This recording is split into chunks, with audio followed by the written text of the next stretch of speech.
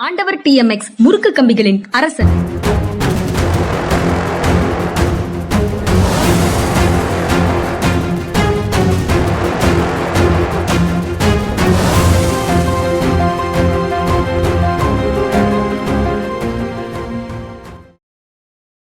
வணக்கம். இது மனிதா மனிதா சார். வணக்கம் சார். வணக்கம்ங்க. வணக்கம். இந்திய கல்வி அமைச்சர் தர்மேந்திர பிரதான் ராஜினாமா செய்திருக்கிறார். காக்ரோச் ஜனதா பார்ட்டி அவங்களுடைய தொடர் போராட்டத்திற்கு கிடைத்த வெற்றி. முதல் முறையாக மோடி அமைச்சரவையில் இருந்து ஒருவர் நடந்த தவறுக்கு பொறுப்பேற்று ராஜினாமா செய்திருக்கிறார் அப்படின்னு எல்லாம் ஊடகங்கள்ல செய்தி வருது. நீங்க எப்படி பாக்குறீங்க சார்? அவர் நடந்த தவறுக்கு பொறுப்பேற்று ராஜினாமா பண்ணல. அவர் ராஜினாமா கடிதத்தில் என்ன எழுதியிருக்காருன்னா, தேச விரோத சக்திகள் வந்து இந்த போராட்டத்துக்குள்ள புகுந்துடுறாங்க, மாணவர்களுடைய எதிர்காலம் பாதிக்கப்படக்கூடாது அப்படிங்கிறதுக்காக ராஜினாமா பண்றேன்னு சொல்லியிருக்காரு. அதனால தவறுக்கு அவர் பொறுப்பெடுக்கல. ஒண்ணு, இதுதான் அடிப்படை உண்மை. இது மிகப்பெரிய அளவில் கொண்டாடப்படுகிறது. ஒரு கோணத்தில் பார்த்தால் இது கொண்டாடப்பட வேண்டிய விஷயம்தான். ஏனென்றால் மோடி அரசு வந்து முதல் முறையாக இப்படி ஒரு கோரிக்கை வைத்த பொழுது அந்த கோரிக்கையை நிறைவேற்றும் விதமாக ஒரு அமைச்சர் தன்னுடைய பதவியை ராஜினாமா செய்திருக்கிறார் அப்படிங்கிறது. அந்த விதத்துல பார்த்தா இது வந்து ஒரு பெரிய வெற்றி தான். ஏன்னா வளைஞ்சு கொடுக்க மாட்டாங்கன்னு சொல்லி நின்றுகிட்டே இருப்பாங்க, தாங்கள் சொன்ன தங்களுடைய முடிவுலேருந்து பின்வாங்கவே மாட்டாங்க அப்படின்னு தான் பேரு. இந்த விவசாயிகள் சட்டத்தை வாபஸ் வாங்கினதை தவிர இது வரைக்கும் அவங்க இது மாதிரி பண்ணதே கிடையாது. மணிப்பூர்ல கூட 2014 லேண்ட் அக்விசிஷன் பில்லு, ஆர்டினன்ஸா அந்த மாதிரி விஷயங்கள் எல்லாத்தையும் பல விஷயங்கள்ல வந்து யூட்டர்ன் வந்து நிறைய இருந்திருக்கு. இல்ல, இந்த ஃபார்ம் லாஸ் பத்தி நான் ஏற்கனவே சொல்லிட்டேன். அதோட வேற எந்த இது யூட்டர்ன் சொன்னீங்க? லேண்ட் அக்விசிஷன் பில் முதல்ல 2014 ஆட்சிக்கு வந்த ஃபர்ஸ்ட் டேர்ம்ல 2-3 விஷயங்கள் அந்த மாதிரி யூட்டர்ன் அடிச்சிருக்காங்க. முதல்ல ஒண்ணு வந்த புதுசுல அதுக்கப்புறம் அவங்க அதுக்கப்புறம். ஆனா இதுல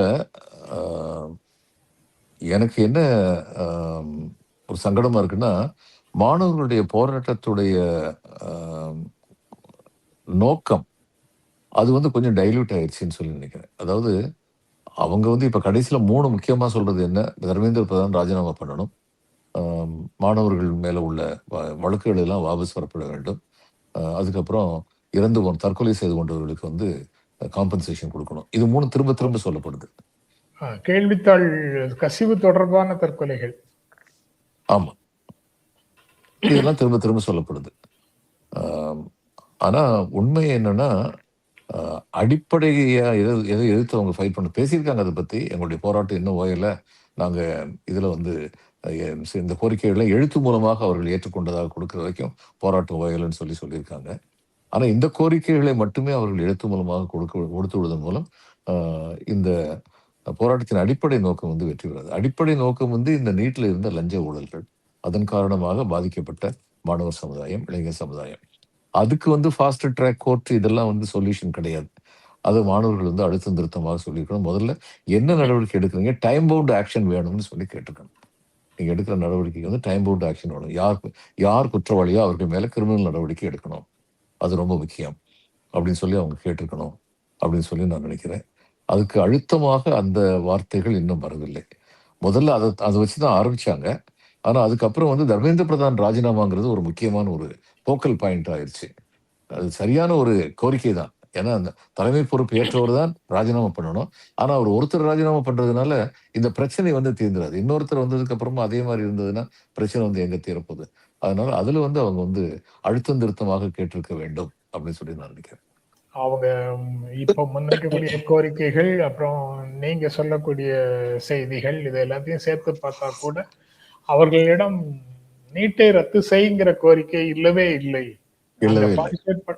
பார்ட்டிசிபேட் பண்ண எஸ்எஃப்ஐ, ஏஐஎஸ்எஃப், ஏஐஎஸ்சிஏ இந்த மாதிரி மாணவர் அமைப்புகள் மட்டும்தான் அந்த கோரிக்கைகளை அங்கே போய் எழுப்பின.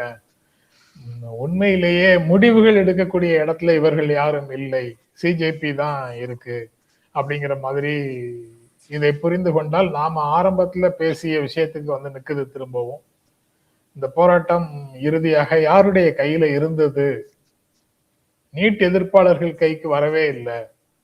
நீட்ல சீர்திருத்தங்களை கோருவோர் கையோட தான் நிக்குது அப்படிங்கிற உண்மை வந்து பளிச்சென்று தெரிகிறது. அப்படித்தானா அது? ஆமா ஆமாம், அப்படித்தான். நல்ல இம்பாக்ட் இல்ல. அதாவது இவ்வளவு பெரிய போராட்டம் இத்தனை மாணவர்களை கூப்பிட்டு நடத்துனது, இவங்களை அசைச்சு பார்த்துட்டாங்க. அதுல எல்லாம் சந்தேகமே இல்லை. இவங்களை அசைச்சு பார்த்துட்டாங்க அரசு வந்து, அப்படிங்கிற சந்தேகம் இல்லை. ஆனா அசைச்சு பார்த்ததுக்கு அப்புறம் அரசு வந்து ஆம், மறுபடியும் வந்து ஆன்டி ஸ்டேட்டஸ் கோவுக்கு போயிட்டாங்க. அதாவது எப்படி இருந்தோமோ அப்படித்தான் இருப்போம். ஒரு ஆளை வந்து நீக்கிடுறோம். கேஸ் வந்து இதெல்லாம் எழுத்துப்பூர்வமா இவங்க கேட்டது சரிதான். அடுத்து வந்து என்ன, போராட்டத்தில் ஈடுபட்டவர்கள் மீது நடவடிக்கை எடுக்கக்கூடாதுன்னு சொல்லியிருக்காங்க. அவங்க அதை எப்படி இன்டர்பிரேட் பண்ணுவாங்கன்னா, அரசு வந்து ஆனால் போராட்டத்தில் நடந்த வன்முறைக்கு காரணமானவர்கள் மீது நடவடிக்கை எடுப்போம் அப்படிங்கிற மாதிரி கொண்டு வருவாங்க. கொண்டு வந்துட்டு போராட்டத்தில் ஈடுபட்ட யார் மேல வேணாலும் வன்முறைக்கு காரணமானவர்கள்னு சொல்லிட முடியும். சொல்லி நடவடிக்கை எடுக்க முடியும். அதெல்லாம் மாணவர்கள் ரொம்ப எச்சரிக்கையா இருக்கணும். இந்த இதுல எல்லாம் வந்து இப்ப இதுல வந்து பார்லிமெண்ட் வீதியில வந்து கண்ணீர் புகை கொண்டு வீசப்பட்டது ஒரு செய்தி லேட்டஸ்டா நடந்ததா, முந்தினதை பத்தியான்னு தெரியல, ஒரு செய்தி வந்திருக்கு. அப்ப இது இன்னொன்னு என்னன்னா, மாணவர்களுக்கு ஒரு எச்சரிக்கையாகவும் இந்த அரசு தொடர்ந்து செயல்படும். மறுபடியும் கூடினால் நான் நடக்கிறதே வேற அப்படிங்கிற மாதிரியான ஒரு துணியும் இதுல இருக்கலாம். இது எல்லாத்தையுமே வச்சு பார்க்கும் பொழுது இந்த சார், சேட் அந்த ரியாலிட்டி வந்து என்னன்னா, பேரணி இப்ப நாடாளுமன்றத்தை நோக்கிய பேரணி நடக்கும் போது நடந்த வன்முறை தானே அது. அதுக்கு ஓகே, கண்ணீர் அதை புகை பத்தி தான் பேசியிருந்தேன். அதுல அத்துமீறிய காவல்துறை அதிகாரிகள், காவல்துறையினுடைய அத்துமீறல்களுக்கு நடவடிக்கைங்கிற கோரிக்கை கூட அதுல டைல்யூட் ஆன மாதிரி தான் இருக்கு. அதுல இல்ல. ஆமா, இல்ல அதை பத்தி பேசுறாங்க. இந்த முதல் 3 கோரிக்கையை பத்தி திரும்ப திரும்ப பேசிட்டு இருக்காங்க. அந்த முதல் 3 கோரிக்கைன்னா தர்மேந்திர பிரதான் ராஜினாமா பண்ணணும், எங்க மேல வழக்கு போடக்கூடாது, நீட்டின் காரணமாக தற்கொலை செய்து கொண்டவர்களுக்கு மேல காம்பன்சேஷன் கொடுக்கணும். இப்ப நீட்டின் காரணமாகத்தான் அவர்கள் தற்கொலை செய்து கொண்டார்கள் ப்ரூவ் பண்றது வந்து அவ்வளவு லேசான விஷயம் இல்லை. இப்பயே சொல்லிடும். இல்ல, இந்த காவல்துறையினுடைய அத்துமீறல்களுக்கும் காவல்துறையினுடைய செய்கைகளுக்கும் எதிரான மனுக்கள் வந்து விசாரிக்கப்படும்னு உச்சநீதிமன்றத்துல நேற்று சொல்லியிருந்தாங்க. அதாவது அங்க வழக்கறிஞர்கள் அந்த கேஸை முன்வைக்கும் போது அங்க சொல்லியிருந்தாங்க, அது அது தனி, அது இந்த போராட்டத்தோட அரசு எடுக்க வேண்டிய நடவடிக்கைகள்ல அது வரல. கோர்ட்ல போய் பேசி போராடி அந்த கேஸை ஜெயிச்சுக்கணும் அப்படிங்கிற மாதிரி ஆகுது. ஒருவேளை இது வந்து ரூலிங் குரூப்புக்குள்ள இருக்கக்கூடிய உள் முரண்பாடுகள் மட்டுமே தான் இதுக்குள்ள இருக்கு, அதை தாண்டி இதுல பெரிய எஃபெக்ட் ஒண்ணும் இல்லை அப்படின்ற மாதிரி ஏதேனும் புரிதல் இதுக்குள்ள இருக்கா sir? Reading between the lines. அப்படித்தான் நான் வந்து நினைக்கிறேன். அப்படித்தான் நான் நினைக்கிறேன். இப்ப அவங்களுக்குள்ள பேசிக்கிறாங்கன்னு வச்சுக்கோங்க. இப்ப தர்மேந்திர பிரதான் இது ஒரு இமேஜினரி, இதை வச்சு இதைத்தான் நான் சொல்றேன்னு யாரும் நினைச்சிட வேண்டாம். இப்ப தர்மேந்திர பிரதான் வந்து தன்னுடைய ரெசிக்னேஷன் கூடாதுன்னு முதல்ல நினைக்கிறான்னு வச்சுக்கோங்க. அப்ப மத்தவங்ககிட்ட எல்லாம் வந்து இப்ப என்ன மத்தவங்க எல்லாம் பண்ணாத எங்க டிபார்ட்மெண்ட் நடந்துருச்சு, மத்த டிபார்ட்மெண்ட் நடக்காதுதான், ஏன்னா ஏன் ரெசிக்னேஷன் மட்டும் கூப்பிடுறீங்க அப்படின்னு கேட்கலாம். உடனே மத்தவங்க வந்து ஆமா எங்க டிபார்ட்மெண்ட் இது மாதிரி வெளிச்சதுக்காக வந்துச்சு, அப்ப நீ சரியா ஹேண்டில் பண்ண தெரியல, அப்ப நீ போக வேண்டியதானே அப்படின்னு சொல்லலாம். இப்படி எல்லாம் நடக்கிறதுன்னு நான் சொல்லல. ஆனா இப்படிப்பட்ட ஒரு சூழ்நிலையில் தான் இன்று அரசியல் இருக்கிறது. எந்த ஒரு துறையிலும் இப்படிப்பட்ட லஞ்ச லாவணியங்கள் இருக்கின்றன. அதனால மாணவர்களுடைய இது வந்து அடிப்படையே அந்த லஞ்ச லாவணியங்களுக்கு, முறைகேடுகளுக்கு எதிரானதாக இதை வந்து ஒரு ஸ்டெப்பிங் ஸ்டோனா வச்சிருந்தாங்கன்னா இந்த நீட்டு போராட்டத்தை, அது சிறப்பானதாக இருந்திருக்கும். ஆனா அப்படி நினைச்சவங்க வந்து இதுல வந்து அவங்களுக்கு வாய்ஸ் இல்லை. எஸ்எஃப்ஐ இவங்களுக்கு எல்லாம் இதுல வாய்ஸ் இல்லை. வாய்ஸ் இல்லாம சிஜேபி நடத்திய போராட்டத்துல இவங்க வாலண்டியரா கலந்து கொண்டார்கள். அவர்களுடைய கோரிக்கைகளுக்கு வலு சேர்ப்பதற்கு இவங்களுடைய பார்ட்டிசிபேஷன், இவங்களுடைய பங்களிப்பும் துணை நின்றது. இவங்களுடைய கோரிக்கைகள் எப்போதும் போல் அரசின் சேவைகளுக்கு எட்டாமலேயே போய்விட்டது அப்படின்னு சொன்னா தப்பா? அது தப்பில்லை, சரிதான். இப்போ முழுமையாக முடிவெடுக்கக்கூடிய இடத்துல இடதுசாரிகள் அல்லது எஸ்எஃப்ஐ, ஏஎஸ்எஃப், ஐசா இந்த மாதிரி அமைப்புகள் முடிவெடுக்கக்கூடிய இடத்துல இல்லை என்றால் அந்த போராட்டத்துல அவங்க பங்கேற்கணுங்கிறது அவசியமா அப்படிங்கிற அடுத்த கேள்வி வரும். இல்ல சார், இது ரொம்ப சிக்கலான ஒரு கேள்வி. நாளைக்கு வந்து முக்கியமான ஒரு விஷயத்துல வந்து இவங்க மௌனம் காத்தார்கள், இவங்க மேல பழி வர்றதுக்கு வாய்ப்பு இருக்கு பங்கெடுக்காம இருந்தால். ஆனா இவங்க வந்து அப்ப தங்களுடைய நிலை வெளிப்பாடு வந்து இவங்க வந்து தெளிவுபடுத்த வேண்டிய கட்டாயத்தில் இருக்காங்க. மாணவர்களுடைய இந்த போராட்டம் வந்து நாங்கள் ஆதரிக்கிறோம். ஆனால் இதோடு நின்றுவிடக்கூடாது. கோரிக்கைகள் இதற்கு மேலும் சென்றிருக்க வேண்டும் என்பது எங்களுடைய நிலைப்பாடு அப்படின்னு சொல்லி சொல்றது தேவைன்னு நினைக்கிறேன். கரப்பான்பூச்சி இன்றோடு போராட்டத்தை முடிச்சுக்குவாங்க. நாளைக்கு தமிழ்நாடு மாணவர் கூட்டமைப்பு வந்து ஆட்சியர் அலுவலகத்தின் முன்னால ஆர்ப்பாட்டம், முழக்கங்கள் எழுப்புற ஒரு ஆர்ப்பாட்டத்தை நடத்தி பிளான் பண்ணியிருக்கிறாங்கன்னு இன்றைக்கு செய்திகள்ல வருது. ஆக தமிழ்நாட்டில் இவங்க வந்து டோக்கன் ப்ரொட்டஸ்ட் வந்து அப்பப்போ நடத்துவாங்க நீட் அபாலிஷனுக்காக.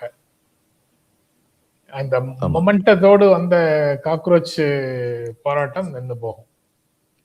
இல்ல, காக்ரோச் போராட்டம் நின்று போகும்னு சொல்லி எழுத்துப்பூர்வமா கொடுத்தாலே அவங்க நிறுத்த மாட்டாங்க. இவங்க எழுத்துப்பூர்வமா என்ன கொடுக்க போறாங்கன்னு சொல்லி பார்க்கணும். அதாவது ஜெனரல் அப்பீல்ல இருக்கக்கூடிய விஷயங்கள் இப்ப குறைஞ்சு போச்சு. ஆமா, குறைஞ்சு போச்சு. இப்ப இது தர்மேந்திர பிரதான் ராஜினாமா வந்து கொண்டாடப்படுது. ஏதோ அதுதான் இவங்களுடைய நோக்கம்ங்கிற மாதிரி கொண்டாடப்படுகிறது. அது ஒன் ஆஃப் தி அதாவது இம்மீடியட் டிமாண்டு. அதாவது எவர் லாஸ்டிங் டிமாண்டுங்கிறத முக்கியமா இருக்கணும். தற்காலிக தீர்வை பற்றி மட்டும் பேசக்கூடாது. நிரந்தர தீர்வு என்பது முக்கியம். ஆக இப்ப தமிழ்நாடு மீண்டும் சிங்கிள் அவுட் ஆகுதா? ஆமா ஆமா. இத்தனைக்கும் முன்னாள் முதல்வர் வந்து பேசினதுக்கு அப்புறம் மகாராஷ்டிரால பேசினாங்க, பெங்கால்ல மம்தா பானர்ஜி பேசினாங்க, இங்க கர்நாடகால குமாரசாமி பேசினாரு, இந்த நீட்டே ஒழிக்கம் எல்லாம் பேசினாங்க. ஆனா இன்னைக்கு வந்து தமிழ்நாடு மட்டும்தான் அதை பத்தி பேசிக்கிட்டு இருக்கு. தமிழ்நாட்டுல ஆட்சி செய்யற முதல்வர் வந்து சும்மா வந்து வார்த்தை ஜாலங்களோடு நின்று கொண்டிருக்கிறார் அப்படிங்கிறது கசப்பான ஒரு உண்மை. போகாத ஊருக்கு வழி சொல்ற மாதிரி அவங்க சொல்றாங்க.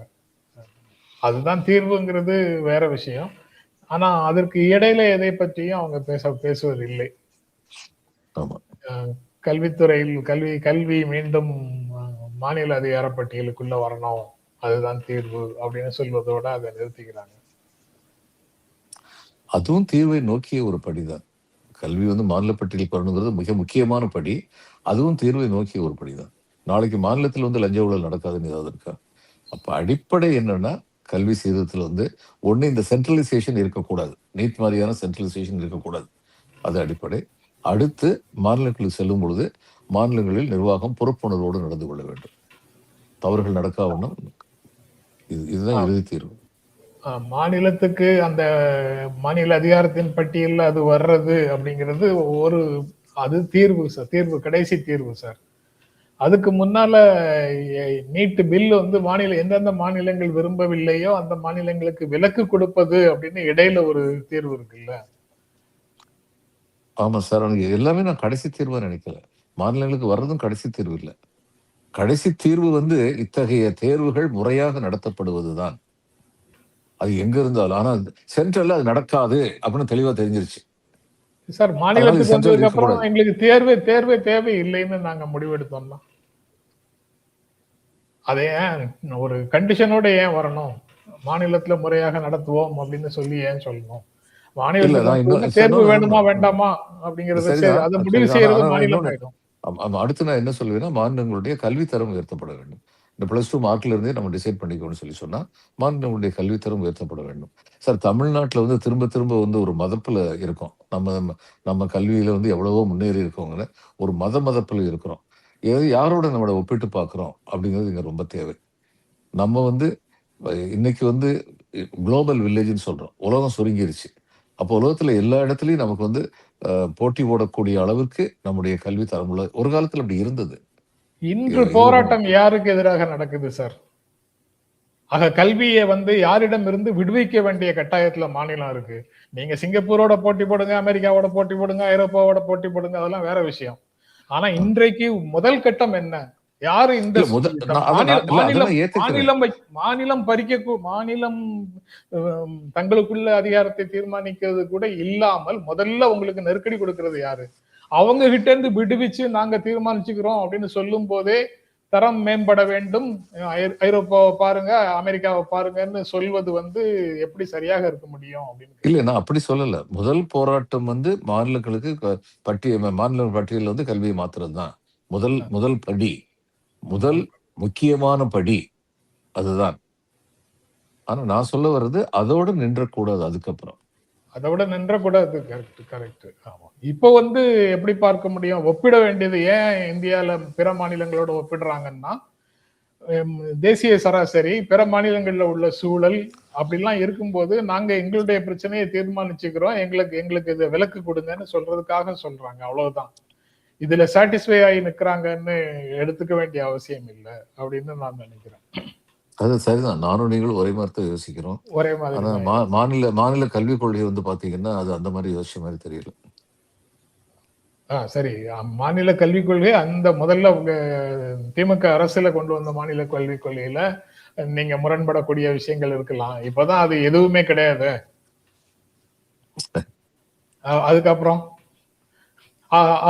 அந்த அந்த கொள்கையிலேயே தவறு இருந்ததுன்னு இப்ப சொல்றதுல ஏதாவது இல்ல பலன் நான் ஒண்ணு இருக்கா? சொல்றேன். எதுவுமே அதாவது கிடையாது. எதுவுமே இல்ல கிடையாது நான் சார். நான் நான் இல்ல நான் ஒண்ணு சொல்றேன். டியூபெல் டியூபெல் வந்து சிங்க் பண்ணணும்.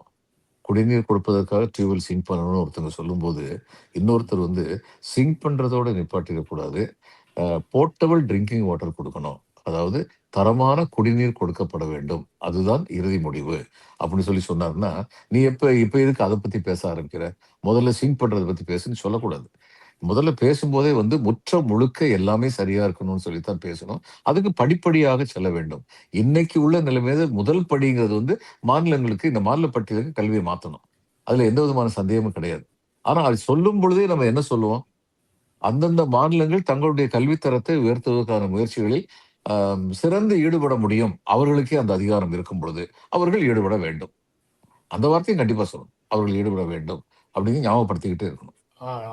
நீங்க வந்து குடிநீர் ம- தரமான குடிநீர் வழங்கப்பட வேண்டும். அதற்காக டியூப்வெல் வந்து சிங்க் பண்ணப்பட வேண்டும் அப்படின்னு சொல்வதை புரிஞ்சுக்க முடியுது சார்.